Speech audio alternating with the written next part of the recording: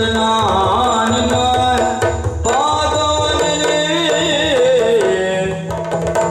ನಿಜವಾಗಿ ಕರುಣಿಸೋ ವರಗಳ ಪ್ರಭುವೇ ನಿಜವಾಗಿ ಕರುಣಿಸೋ ವರಗಳ ಪ್ರಭುವೇ ಮೂಷಿಕವಾಗನ ಮೋದಕ ಹತ್ತ ಪಾಜಾಂಗುಜಾಗರ ಪರಮ ಪವಿತ್ರ ವಾಮನ ರೂಪ ಮಹೇಶ್ವರ ಪುತ್ರ ಚಾಮರ ಕರ್ಣ ವಿಲಂಬಿತ ಸ್ತೋತ್ರ ಬುದ್ಧಿ ಪ್ರದಾಯಕ ಮುಕ್ತಕ ಹಸ್ತ ಸಿದ್ಧಿ ವಿನಾಯಕ ಪಾದ ನಮಸ್ತೆ ದೇವ ದೇವರ ದೇವ ದೇವನಲ್ಲವೇ ಓ ದೇವರ ದೇವನಲ್ಲವೇ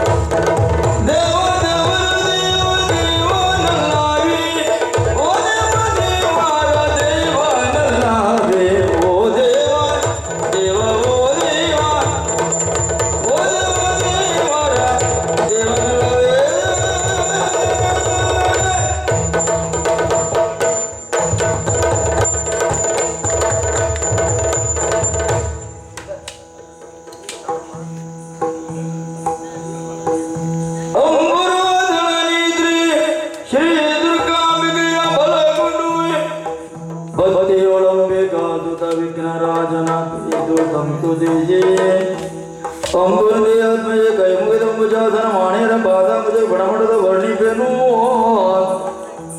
ಅಂಬುನಿಧಿ ಆತ್ಮಜೆ ಕೈ ಮುಗಿದಂಬುಜಾಸನ ಮಾಣಿಯರ ಪಾದಾಂಬುಜಗೆ ಪಡಮಡುದ ವರ್ಣಿಪೆನು ಶ್ರೀ ಮಹಾತ್ಮ್ಯಂಬಿಕದಾಮೃತ ಆ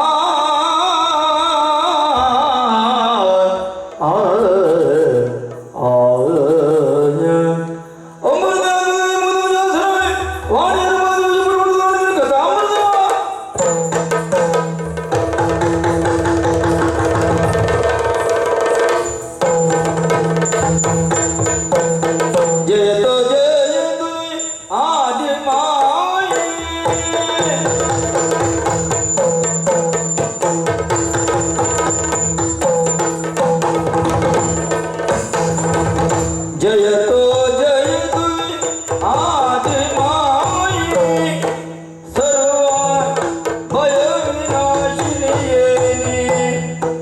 करुणाधिकाये सर्व भयविनाशिनी करुणाधिकाये दयसागरे भक्तिಯಿಂದ ದಯಸಾಗರೆ ಭಕ್ತಿಯಿಂದ ಪದದಯವನ್ನು ನರಗೊಂಡವತಿ ಮುದದಿಂದ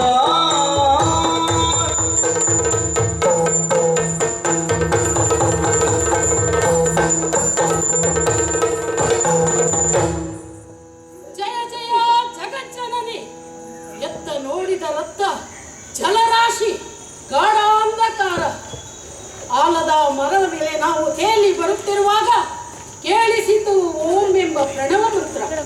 ಅದನ್ನೇ ಪುನರುಚ್ಚರಿಸಿದಾಗ ಅಗೋಚರಳಾದಂತಹ ನೀನು ಅವ್ಯಕ್ತಳಾದೆ ತಾಯಿ. ಬೆಳದಿಂಗಳ ಬೆಟ್ಟವೇ ಮೈದಳೆದು ನಿಂತಾಯಿ. ಅಮ್ಮ, ನಮ್ಮ ಉದ್ಭವಕ್ಕೆ ಕಾರಣವೇನು ಅನುಗ್ರಹಿಸು ಮಾತೆ. ಯಾತಕ್ಕೆ ಜನ್ಮವನಿತ್ತೆ ಯಾತಕ್ಕೆ ಜನ್ಮವನಿತ್ತೆ ನಮಗೆ ಏತರ ಕಾರ್ಯಗಳು ಮಾತೆ ನಮಗೆ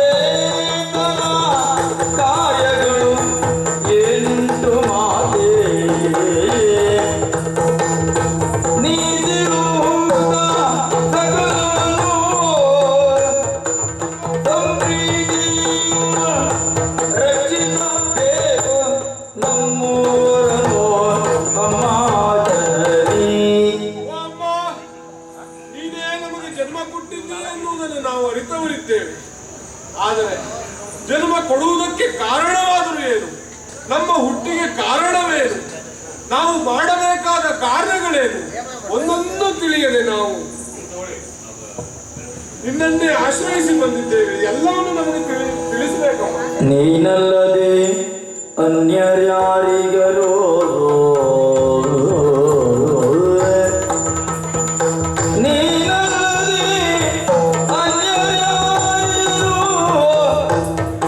ನಮ್ಮ ತಾನುರಾಗದೊಳಿನ್ನೋ ರಕ್ಷಿಸುವವರು ನಮ್ಮ ತಾನುರಾಗದೊಳಿನ್ನೋ ರಕ್ಷಿಸುವವರು ಜ್ಞಾನ ವಿಹೀನ ಆಗಿರಲು ಜ್ಞಾನ ವಿಹೀನ ಆಗಿರಲು ತಾಯೇ ನೀನು ಸುಜಾನ ಬರಲಿ ಕೃಪೆಯೋ ಮಾತೆ. ಆಲದೆಲೆಯಲ್ಲಿ ತೇಲುತ್ತಾ ಬಂದವರು ನಾವು. ಅತ್ತ ಇತ್ತ ಎತ್ತ ನೋಡಿದರು ಜಲದ ರಾಶಿಯೇ ತುಂಬಿದೆ. ತಾಯಿ, ನಾವು ಯಾರು, ಯಾಕಾಗಿ ಹುಟ್ಟಿದ್ದೇವೆ, ನಮ್ಮಿಂದ ಮುಂದೆ ಯಾವ ಕಾರ್ಯವಾಗಬೇಕೆನ್ನುವುದನ್ನ ನೀವು ತಿಳಿಸಬೇಕು. ಅಷ್ಟೇ ಅಲ್ಲ, ಅಜ್ಞಾನವೆಂಬುವ ಕತ್ತಲನ್ನು ತೊರೆದು ಸುಜ್ಞಾನವೆಂಬ ಬೆಳಕನ್ನು ನೀಡಬೇಕು. ತಾಯಿ, ಅನುಗ್ರಹಿಸಬೇಕು ತಾಯಿ. ಜಯ ಜಯ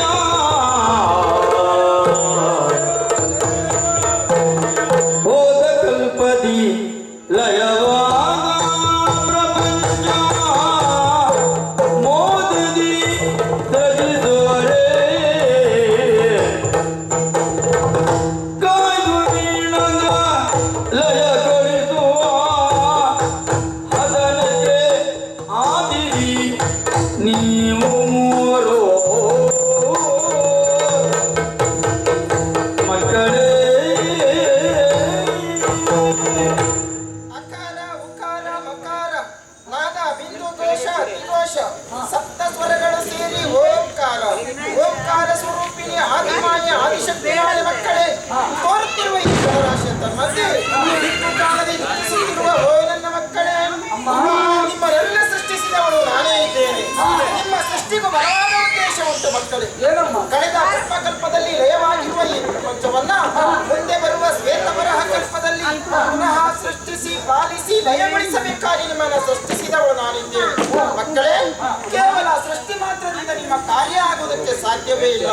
ಪ್ರಪಂಚ ಮುಖಕ್ಕೆ ನೀವು ಗುರುತಿಸಿಕೊಳ್ಬೇಕು ಅಂತಾದ್ರೆ ನಿಮ್ಮ ಪಾಲಿಗೆ ನಾಮಕರಣವನ್ನು ಮಾಡಿದ್ದೇನೆ ಮಕ್ಕಳೇ. ಹರಿಹರ ಬ್ರಹ್ಮಾಯಂ ಹಿರಿಯೇ ನಾಮ. ಹರಿಹರ ಬ್ರಹ್ಮದಂದು ಹಿರಿಯೇ ನಾಮ. ಅರುಷದಿ ಮೂವರಿಗೆ ನಾಮ. ಅರುಷದಿ ಮೂವರಿಗೆ ಇರುವುದು ನಿಮ್ಮಿತ ಘನಕಾಯ ಮುಂದಗಿ. ಇರುವುದು ನಿಮ್ಮಿಂದ ಘನಕಾಯ ಮುಂದಕ್ಕೆ ವರದಿದೆ ನನ್ನ ನಿಮಗೆ. ಇರುವುದು ನಿಮ್ಮಿಂದ ಘನಕಾಯ ಮುಂದಗಿ ವರದಿದೆ ನನ್ನ ನಿಮಗೆ ಮಕ್ಕಳೇ. ರಕ್ತವರ್ಣದಿಂದ ಶೋಭಿಸುತ್ತಿರುವ ನೀನು ಬ್ರಹ್ಮ, ಆಗಲಿ ತಾಯಿ. ನೀಲವರ್ಣದಿಂದ ಶೋಭಿಸುತ್ತಿರುವ ನೀಲ ವಿಷ್ಣು, ಧನ್ಯೋಸ್ತು. ಇವೆರಡು ಬಣ್ಣವನ್ನ ಸಮನಾಗಿ ಹೊಂದಿರುವವನೇ ಮಹೇಶ್ವರ. ಮಕ್ಕಳೇ, ನಿಮ್ಮಿಂದ ಈ ಪ್ರಪಂಚಕ್ಕೆ ಮುಂದೆ ಘನ ಕಾರ್ಯ ಆಗುವುದಕ್ಕಿದೆ.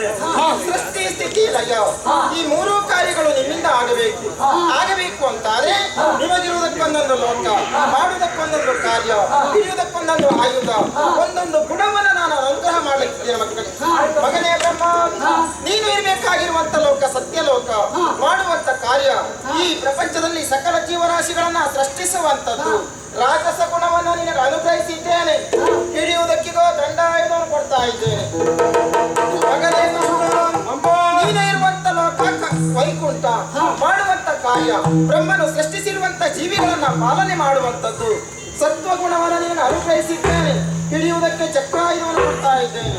ಆಗಲಿ ತಾಯಿಯೇ. ಮಗನೇ ಮಹೇಶ್ವರ, ತಾಯಿ. ನೀನು ಇರುವಂತ ಲೋಕ ಕೈಲಾಸ, ಮಾಡುವಂತ ಕಾರ್ಯ ಬ್ರಹ್ಮ ವಿಷ್ಣು ಸೃಷ್ಟಿಸಿ ಪಾಲಿಸಿರುವಂತ ಜೀವಿಗಳನ್ನ ಕಾಲವರಿತು ಲಯಗೊಳಿಸುವಂತದ್ದು. ತಾಮಸ ಗುಣವನ್ನು ನಿನಗೆ ಅನುಗ್ರಹಿಸಿದ್ದೇನೆ. ಹಿಡಿಯುವುದಕ್ಕೆ ತ್ರಿಶೂಲವನ್ನು ಕೊಡ್ತಾ ಇದ್ದೇನೆ. ಅನುಗ್ರಹಿತನಾದ ತಾಯಿ. ಮಕ್ಕಳೇ, ನಾನು ನೀಡಿರುವಂತ ಕಾರ್ಯವನ್ನು ನಿಷ್ಠೆಯಿಂದ ಪಾಲಿಸಿಕೊಂಡು ಬನ್ನಿ ಮಕ್ಕಳೇ.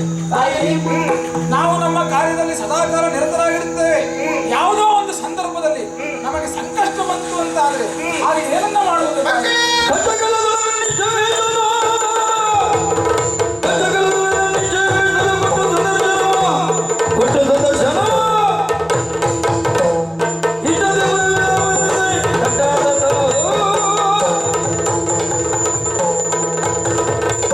ಮಕ್ಕಳೇ, ನಾನು ನೀಡಿರುವಂತ ಕಾರ್ಯವನ್ನು ನಿಷ್ಠೆಯಿಂದ ಪಾಲಿಸಿಕೊಂಡು ಬರುವಂತ ಸಂದರ್ಭದಲ್ಲಿ ದುಷ್ಟರಿಂದ ನಿಮ್ಮ ಪಾಲಿಗೆ ಕಷ್ಟ ಬಂತು ಅಂತಾದ್ರೆ ನಿಷ್ಠೆಯಿಂದ ನನ್ನನ್ನು ಧ್ಯಾನಿಸಿಕೊಳ್ಳಿ. ಪ್ರತ್ಯಕ್ಷವಾಗಿಯೂ ಅಥವಾ ಪರೋಕ್ಷವಾಗಿಯೂ ಬಂದು ನಿಮ್ಮ ಕಷ್ಟವನ್ನು ನಾನು ದೂರ ಮಾಡ್ತೇನೆ ಮಕ್ಕಳೇ. ಜಯ ಜಯ ಜಯ ಜಯ ಆದಿಮಾಯೇ ಜಯ ಜಯ.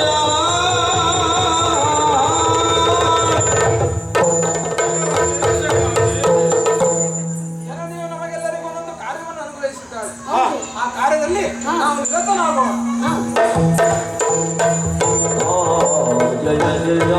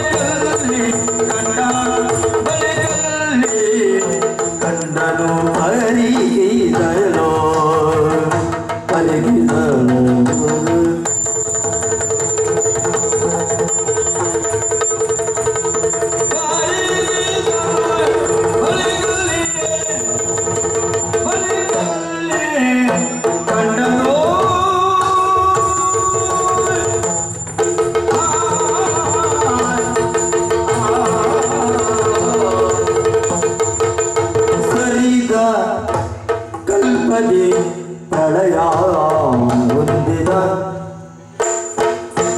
ಸಾರಿದ ಕಲ್ಪದೆ ಪ್ರಳಯ ಪ್ರಳಯ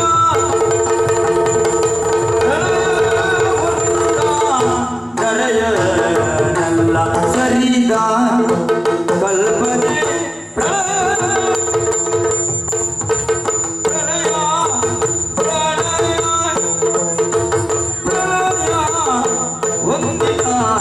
ಧರೆಯಲ್ಲ ಧರೆಯ ಎಲ್ಲ ತೈಕು ತೈಕು ದಿತ್ತಾಂತರಗಳಲ್ಲಿ ತೈಕು ತೈಕು ದಿತ್ತಾಂತರಗಳಲ್ಲಿ ತೈಕು ತೈಕು ದಿತ್ತಾಂತರಗಳಲ್ಲಿ ತೈಕು ತೈಕು ದಿತ್ತಾಂತರಗಳಲ್ಲಿ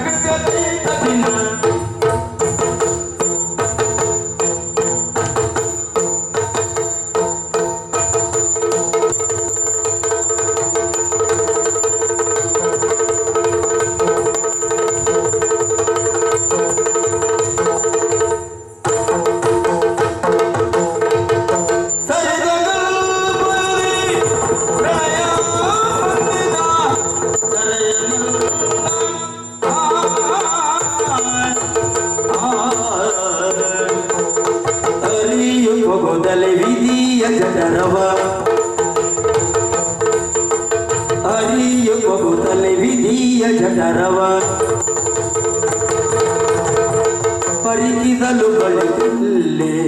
ಕಂಡನು ಪರಿಗಿದನು ಬಲಿಯಲ್ಲಿ ಕಂಡನು ಸರಿದ ಕಲ್ಪದಿ ಪ್ರಳಯ ಹೊಂದಿದ ಸರಿದ ಕಲ್ಪದಿ ಪ್ರಳಯ ಹೊಂದಿದ ಪ್ರಳಯ ಹೊಂದಿದ ಪ್ರಳಯ ಹೊಂದಿದ ಪ್ರಳಯ ಹೊಂದಿದ ದರೆಯ ಸರಿದ ಕಲ್ಪದಿ ಪ್ರಳಯ ಹೊಂದಿದ ಪ್ರಳಯ ಹೊಂದಿದ ಪ್ರಳಯ ಹೊಂದಿದ ದರೆಯ ಎಲ್ಲನೂ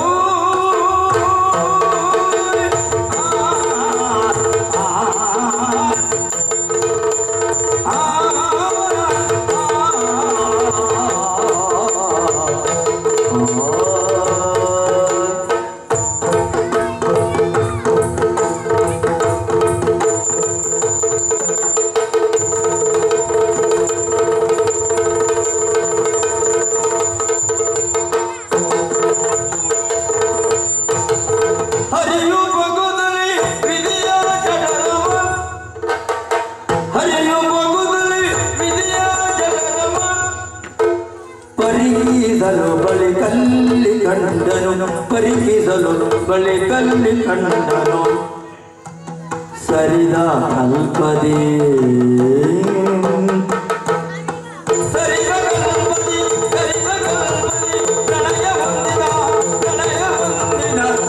ಕರೆಯಲಿಲ್ಲ ಸರಿದ ಕಲ್ಪದಿ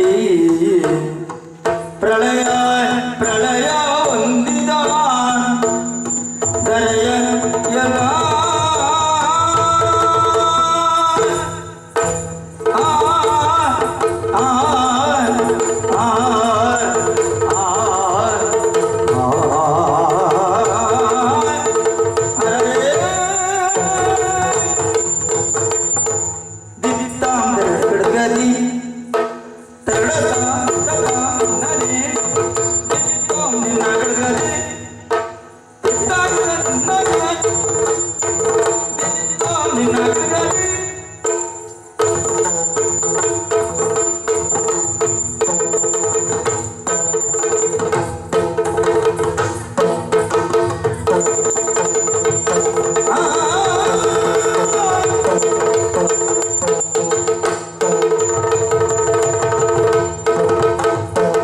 ಹರಿಯು ಬಗುದಲಿ ವಿಧಿಯ ಜಗರವನೋ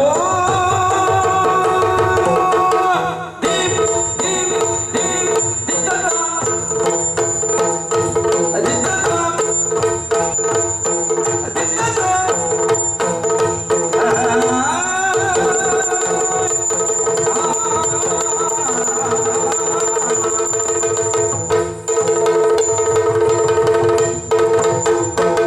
ಹರಿಯು ಬಗುದಲಿ ವಿಧಿಯ ಜಠರವ ಪರಿಗಿಸಲು ಬಳಿ ಕಲ್ಲೆ ಕಂಡನು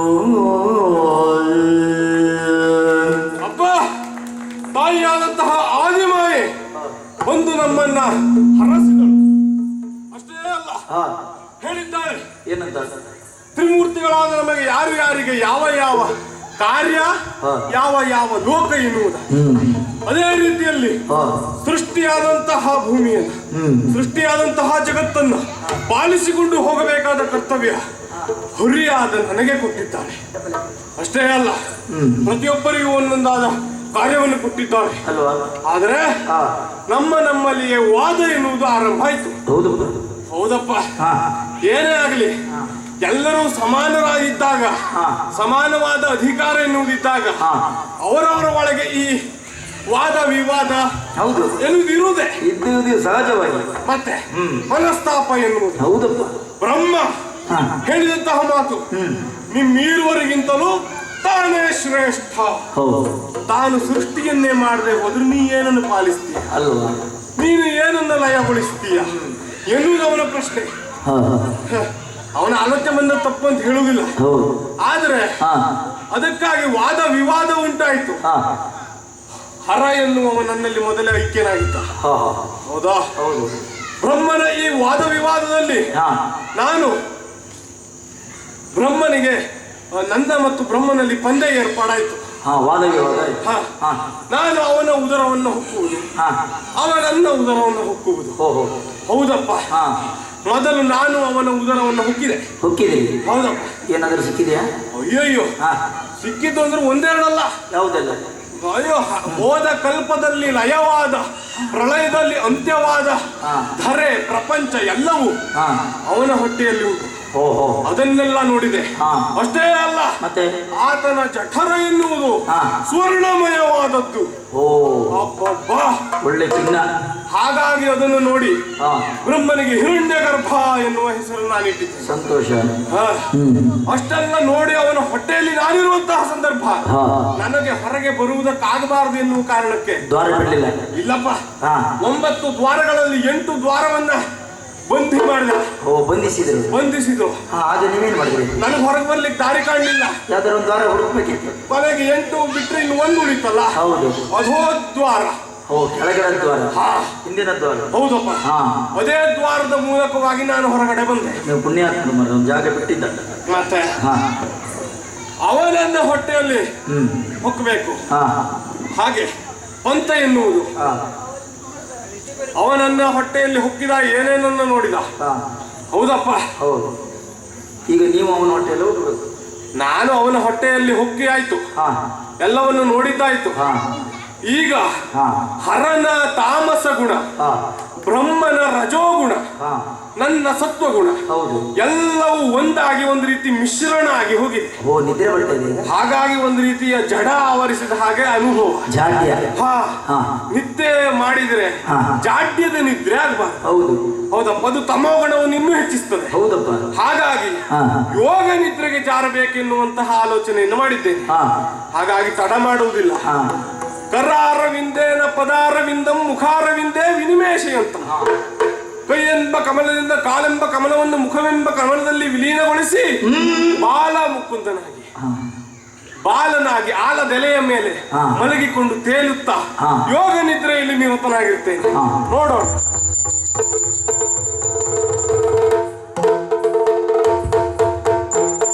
ಅರಿವು ಮಲಗಿರೆ ಯೋಗ ನಿದ್ರೆಯುಳಿರದೆ, ಶ್ರೀಹರಿಯು ಮಲಗಿರೆ ಯೋಗ ನಿದ್ರೆಯುಳಿರದೆ, ಕರ್ಣದ ತಿರುಗಿಸುವ ಕಿರುಬೆರಳಿನ ಹೊರಗೆಡೆಯ, ಕರ್ಣದ ತಿರುಗಿಸುವ ಕಿರುಬೆರಳು ಹೊರಗೆಡೆಯ.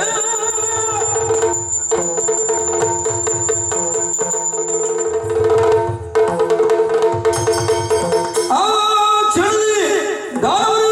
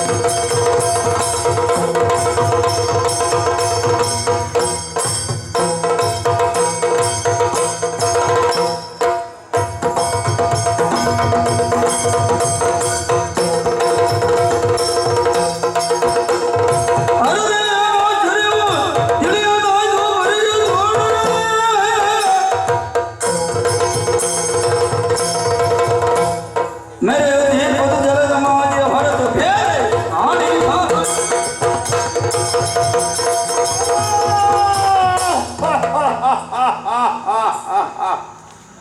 ಅರೇ, ಏನು ಆಶ್ಚರ್ಯ! ನಾನು ಯಾರು? ಎಲ್ಲಿಂದ ಬಂದೆ? ಯಾಕೆ ಬಂದೆ? ನನ್ನ ಹುಟ್ಟಿಗೆ ಕಾರಣರು ಯಾರು? ಎಲ್ಲ ನನಗೆ ತಿಳಿದಿಲ್ಲ. ನೋಡುತ್ತಾ ಇದ್ದೇನೆ, ಕೇವಲ ಜಲಮಯವಾದ ಈ ಪ್ರದೇಶದಲ್ಲಿ ನಾನಿದ್ದೇನೆ. ನನ್ನವರು ಯಾರೆಂದು ಗೊತ್ತಿಲ್ಲ. ಏನು ಮಾಡಿ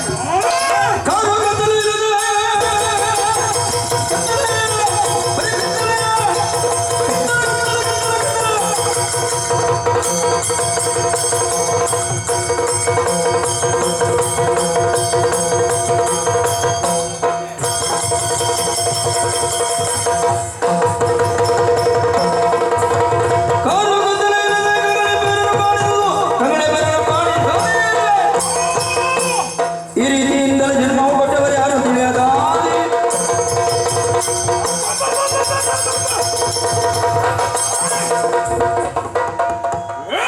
ಆಶ್ಚರ್ಯ! ಒಮ್ಮಿಂದೊಮ್ಮೆಲೆ ನನ್ನ ಹುಟ್ಟಾಯಿತು. ಯಾಕೆ ಏನು ಎಂದು ಗೊತ್ತಾಗಿಲ್ಲ. ಸುತ್ತಲೂ ನೋಡಿದರು ಕತ್ತಲೆ, ಹಾಗೆ ಜಲಮಯ. ಯಾರು ನಾನು? ಏನಿದು ಆಶ್ಚರ್ಯ! ಯಾರು ನೋಡುತ್ತಾ ಹೋಗುತ್ತಾರೆ? ಯಾರು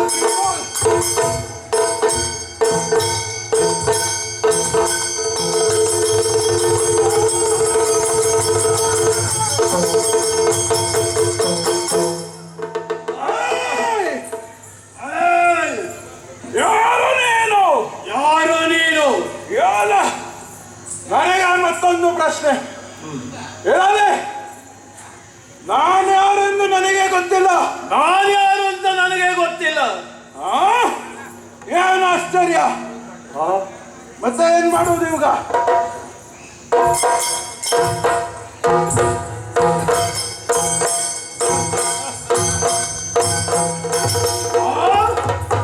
ನನ್ನಂತೆ ಇರುವವನೊಬ್ಬ ಸಿಕ್ಕಿದ್ದಾನೆ. ಅವನು ಆ ಕಡೆಯಿಂದ ಈ ಕಡೆ ಬರ್ತಾ ಇದ್ದಾನೆ, ಈ ಕಡೆಯಿಂದ ಆ ಕಡೆಗೆ ಹೋಗುತ್ತಾ ಇದ್ದಾನೆ. ಯಾರೆಂದು ನನಗೆ ಗೊತ್ತಿಲ್ಲ. ಅವನನ್ನೇ ಕೇಳಬೇಕು. ಯಾರು ನೀನು? ಎಲ್ಲಿಂದ ಬಂದೆ? ಯಾಕೆ ಬಂದೆ? ಹೇಗೆ ಬಂದೆ? ಹೋಗುವುದು ಎಲ್ಲಿಗೆ? ಹೇಳು. ನೀನ್ಯಾರು? ಎಲ್ಲಿಗೆ ಹೋಗುತ್ತಾ ಇದೆಯಾ? ಗೊತ್ತಿಲ್ಲ. ಎಲ್ಲಿಂದ ಬರುತ್ತಾ ಇದೆಯಾ? ಗೊತ್ತಿಲ್ಲ. ಇವನದು ಅದೇ, ನನ್ನದು ಅದೇ. ನಿನಗೂ ಯಾರಂತ